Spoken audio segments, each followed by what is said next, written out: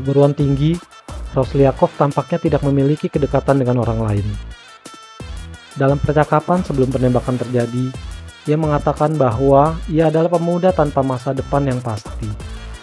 Dia mengakui dia hanya bersekolah karena dipaksa oleh orang tuanya. Dia mengungkapkan sikap apatis terhadap hidupnya dan kehidupan orang lain. Dia secara terbuka di media sosial berpikir untuk bunuh diri dan melakukan penembakan. Menurut seorang mantan pacar, Roslyakov meluapkan keamarahannya pada teman-teman sekelasnya yang mengejeknya karena perbedaannya. Dia memberitahu semua orang bahwa dia akan membalas dendam terhadap evil teachers atau guru jahat. Dia tidak melihat masa depan untuk dirinya sendiri di wilayah miskin, dan dia merasa tidak ada cara lain untuk melarikan diri. Meskipun sebelumnya mempertimbangkan untuk bergabung dengan militer, Roslyakov menyatakan jijik untuk bergabung dengan angkatan bersenjata.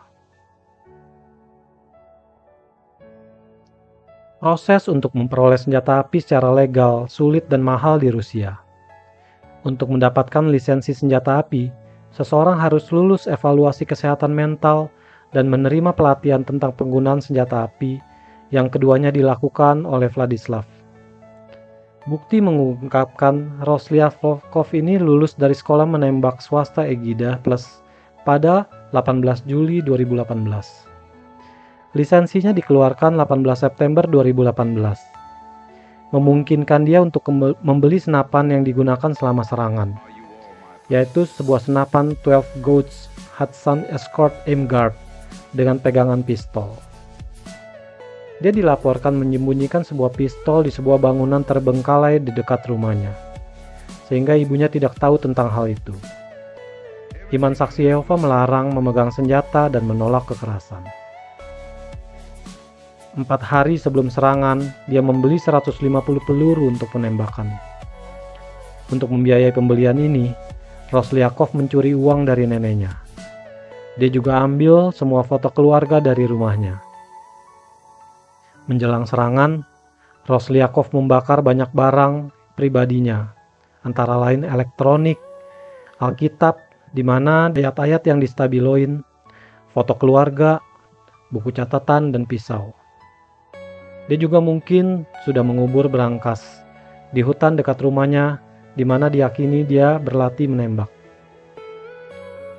Tidak lama sebelum serangan itu, ibunya dilaporkan memperhatikan dia menonton sebuah video penembakan di sekolah. Ketika ibunya bertanya mengapa dia menonton itu, Roslyakov hanya menjawab, tidak ada alasan. Roslyakov bolos sekolah selama 2 hari sebelum serangan. Dia tinggal di rumah bersama ibunya. Dia tidak pergi pada hari pembantaian, sampai ibunya pergi untuk bekerja. Pada hari-hari menjelang serangan, Roslyakov ngobrol dengan seorang perempuan yang ia suka. Pada hari penyerangan dia telah mengatur untuk bertemu dengannya di lokasi kampus yang jauh dari lokasi amukannya itu. Beberapa berspekulasi bahwa hal ini dilakukan dalam upaya menyelamatkan hidup si perempuan tersebut. Meskipun serangan itu terjadi beberapa jam sebelum kencan mereka dijadwalkan, memberikan lebih sedikit kepercayaan pada teori ini. Oke. Kita akan masuk pada kronologi penyerangan yang dilakukan oleh Vladik. Sekitar pukul 11:46 pagi, tanggal 17 Oktober 2018, siswa tahun keempat bernama Vladislav Roslyakov memasuki Kursk Polytechnic College di Kursk, Crimea. CCTV merekamnya memasuki perguruan tinggi melalui pintu belakang untuk menghindari detektor logam.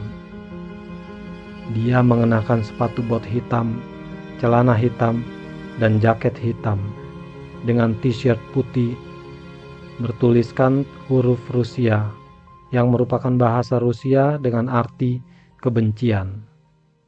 Dia membawa 2 ransel yang kemudian diketahui berisi 2 bom paku, senapan, amunisi, bom pipa, dan sebuah bom molotov.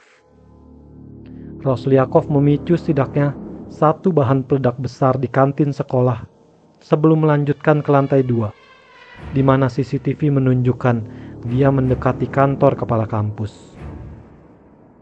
Namun, Sang kepala kampus telah meninggalkan kampus beberapa menit lebih awal. Setelah menemukan kantornya kosong, Roslyakov sekarang tanpa jaket hitam dan mengenakan sarung tangan hitam di tangannya yang mulai menembaki guru dan teman sekelasnya tanpa pandang bulu, juga menembaki komputer, pintu-pintu yang terkunci, dan alat pemadam kebakaran. Saksi menggambarkan dia berjalan mondar-mandir di lorong lantai 2, menembak secara acak, tidak pernah berbicara sepatah kata pun.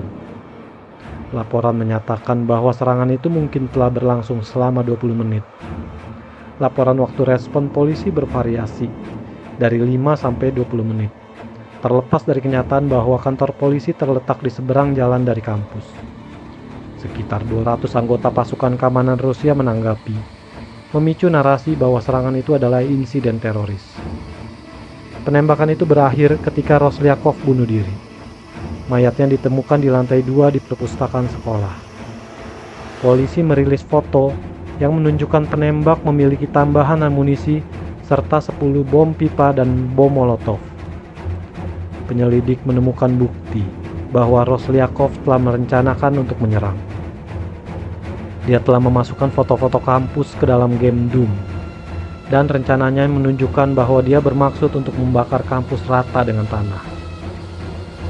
19 orang, tidak termasuk Roslyakov, ditemukan tidak bernyawa di kampus. Korban ke-20 meninggal di rumah sakit. Menteri Kesehatan Rusia, Veronika Skvortsova, melaporkan bahwa total 70 orang terluka, 10 dalam kondisi kritis, termasuk 5 dalam keadaan koma. Komite Investigasi Rusia melaporkan bahwa semua yang meninggal adalah akibat luka tembak, sedangkan mereka yang luka-luka itu disebabkan oleh ledakan dan luka tembak. Ironisnya, ibu Roslyakov, seorang perawat, membantu mereka yang terluka dalam serangan itu. Lalu ketika dia mengetahui putranya adalah pelaku pembantaian itu, ibunya mencoba untuk bunuh diri.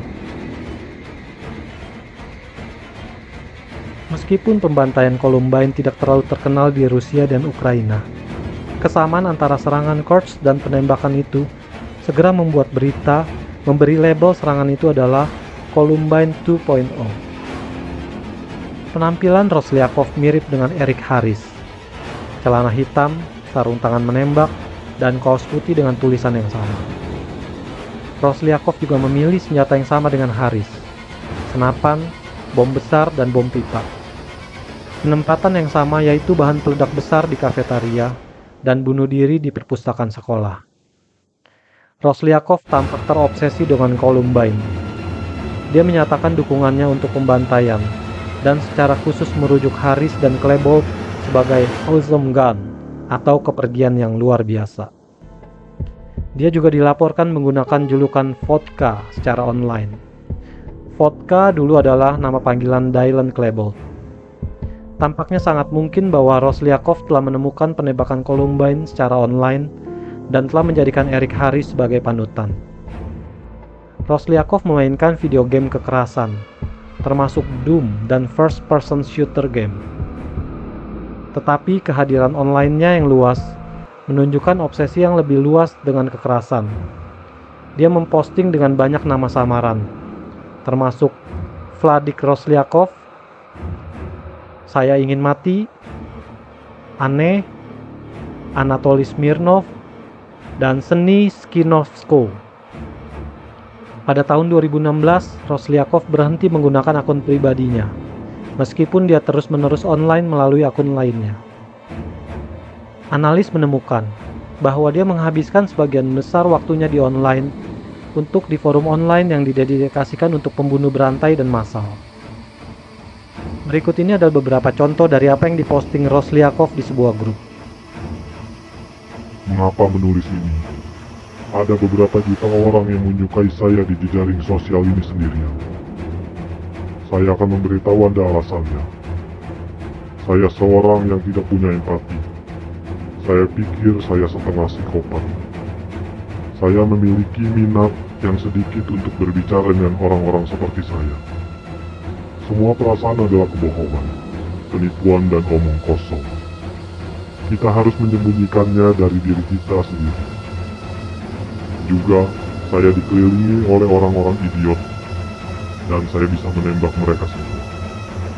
Tapi itu buruk untuk membunuh semua orang. Saya hanya menyuarakan pendapat saya dan melakukan tidak menyerukan pembunuhan. Penyelidik menganalisis riwayat pencarian Roslyakov. Pencarian yang sering diketik antara lain senapan, teror, dan teroris. Dia juga menonton banyak video tentang eksekusi, mencari propaganda ISIS yang dilarang di Rusia.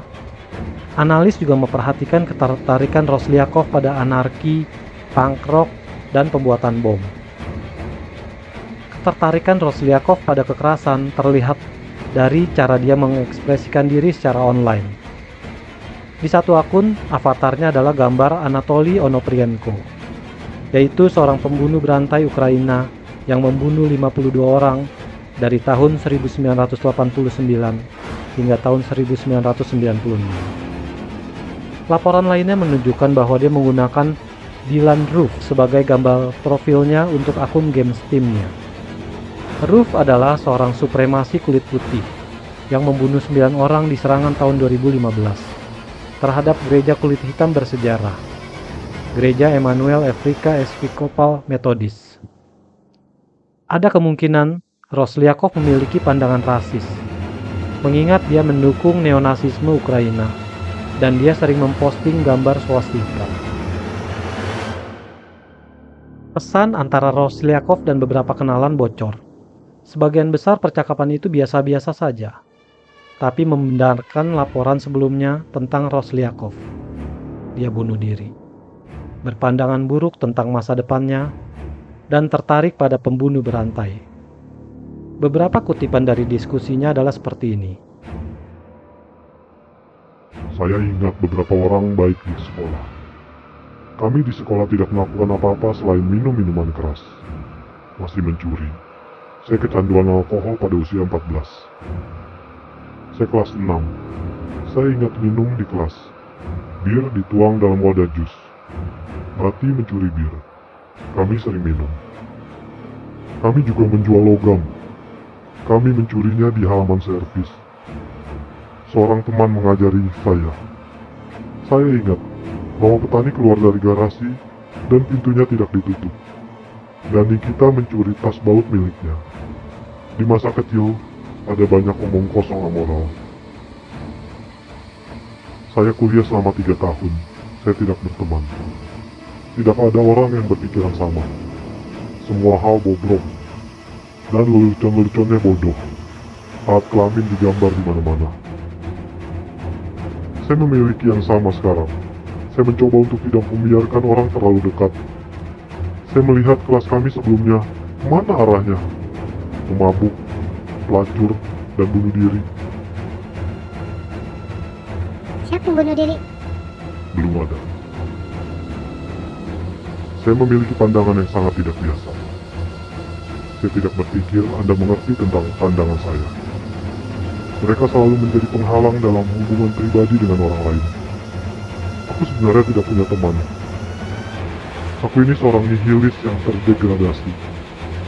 Ketidakpedulian dan penghinaan total untuk dunia.